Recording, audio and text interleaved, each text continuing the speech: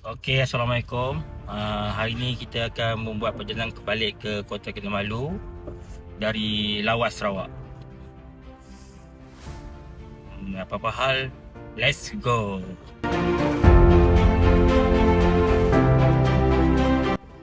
Okey, sekarang kita sedang menghala ke air terjun sekitar Lawas.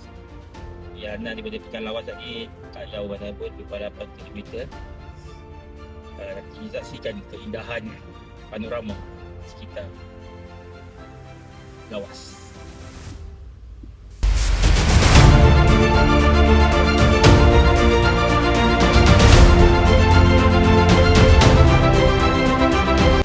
Aduh, tutuplah pula air terjun ni.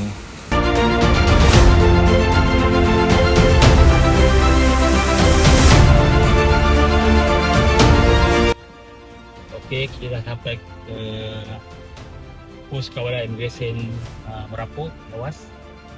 So, kita dalam proses untuk patah balik balik ke Kota Kinabalu.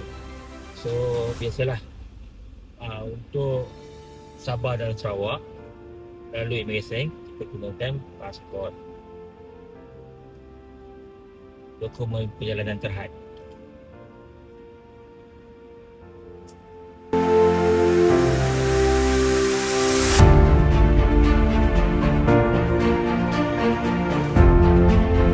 Kita sampai ke Sepetang.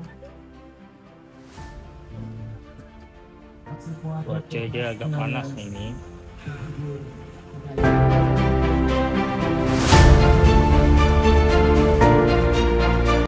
Okey, sekarang kita akan menghala daripada Sepetang ke Kuala Penyu. Kita tengok dulu keindahan area Kuala Penyu dan seterusnya kita akan sambung balik ke KK. Let's go.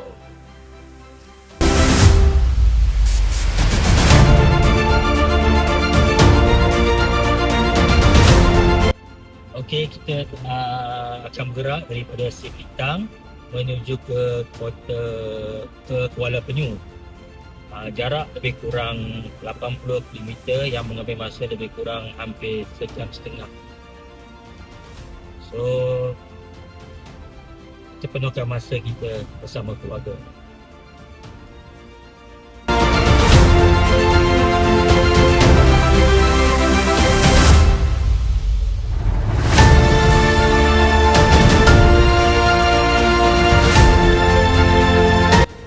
Okay guys, kita dah sampai di Kuala Penyu.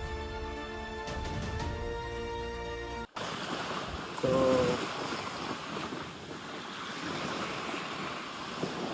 nampak sekejap.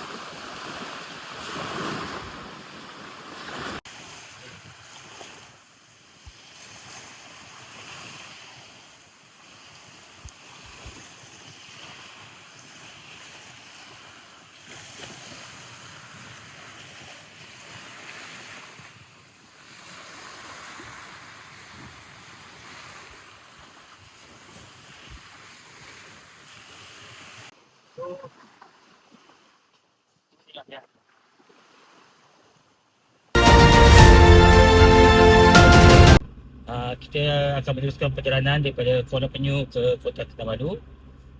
Jam mengambil masa lebih kurang 2 jam, hampir 2 jam. Perjalanan hampir 110 km.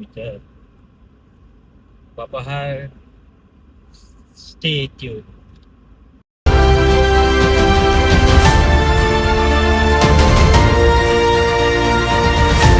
Okey, sekarang kita berada di area Tanjung Waru.